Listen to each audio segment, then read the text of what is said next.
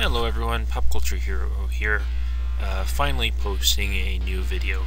This one's, it's taken me a while to post a new video, mainly because I've been working night shift, but also because it's very difficult to organize stop motion right now because the batteries on my camera, though rechargeable, are tough to organize, and set up is a pain. I also haven't decided on exactly what to do with stop motion, but as you can see on the screen, this is Fire for the Sega Genesis, Fire Shark, and yeah, it's good. It's a vertical shooter, sequel to Sky Shark on the NES, and I like that game very much. It's and both games are incredibly difficult. I haven't played this game in a long time, so this is what you're seeing is my first run through it without any practice. And I think I do pretty well midway through it, until about midway through it when the boss cheap shots me. But anyway, usually the boss patterns are pretty easy to figure out. It's not really the bosses that get you, because you pay too much attention to their patterns. It's the little drones off to the side. This game is mean about putting drones off to the side that just fire off, especially the tanks.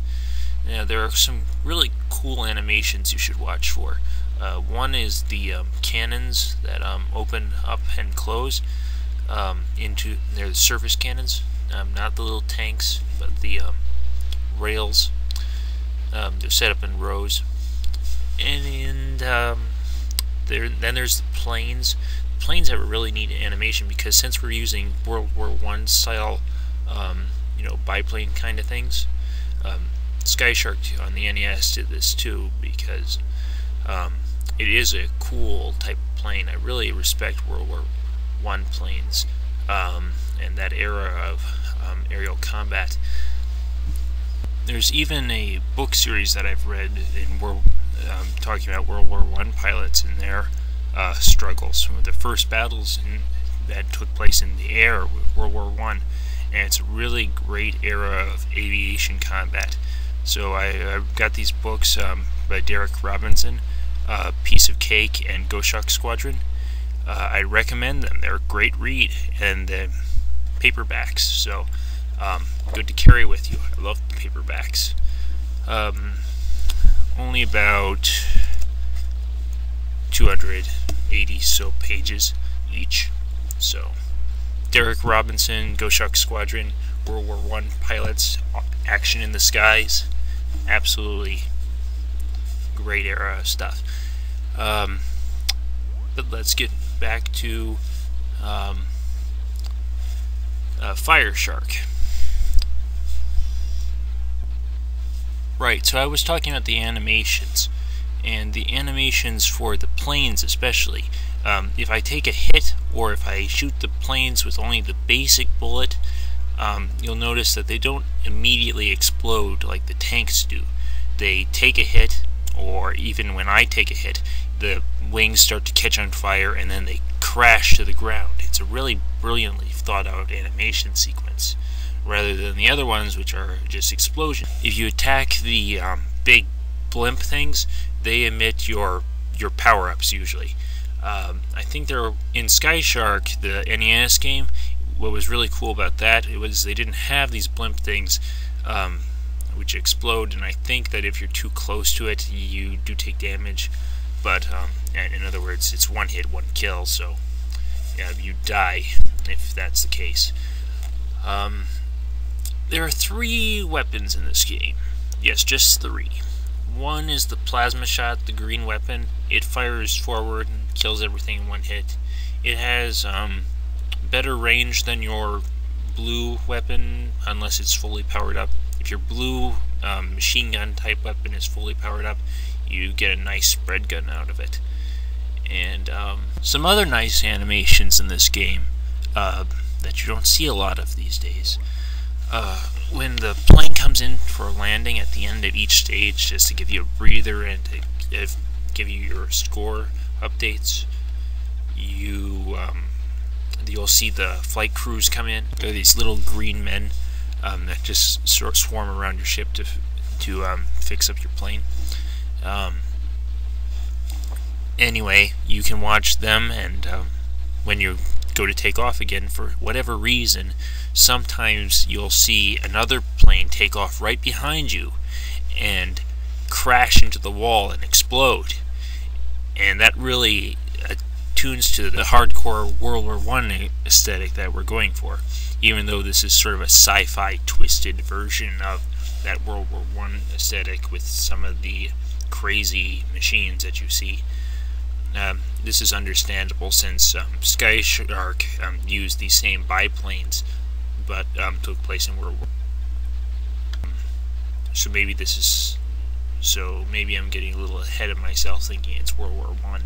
But, you know, it could be a parallel universe World War I. And the music's very good. The music is very, very nice. It has to be in a shooter in order to keep it memorable and enjoyable throughout. This has 2-player capabilities.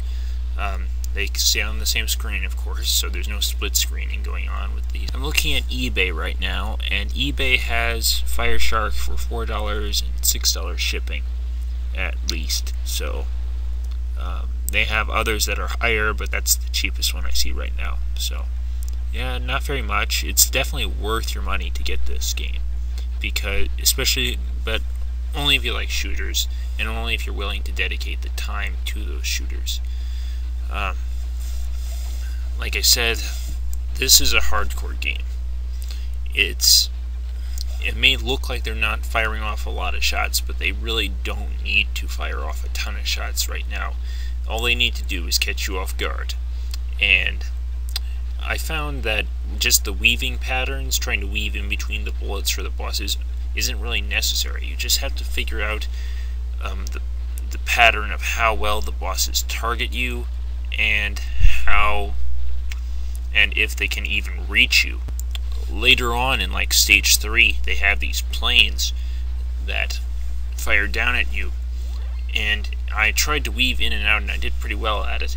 I think it's even on this video, but those planes, you can weave in between, but what would be better would be to move off to the side where they're out of the range and try to hit them with the spread gun. And I found that effective later on. It certainly was less stressful to realize that they had a limited range. So anyway, this is Fire Shark, and it's a really good game. The pluses and minuses.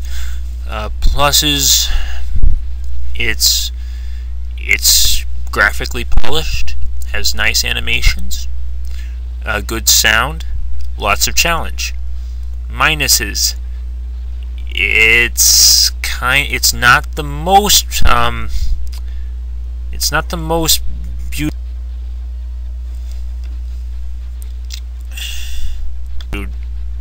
like in say Thunder Force 4, and sometimes the bosses have a tendency of fighting using their drones rather than their actual arsenal. They'll try and scare you off with their arsenal, and then you'd skew off into the patterns of the drones without any chance of evading the drones. And come to think of it, the main way you're going to die is from enemies kamikazing into you. So that's another minus. Alright, this has been Pop Culture Hero. I hope you've enjoyed this review. I'm just going to leave you to decide if you want to buy it, and I suggest you do if you like shooters for the Genesis. I know I do. Thanks. Pop Culture Hero signing out.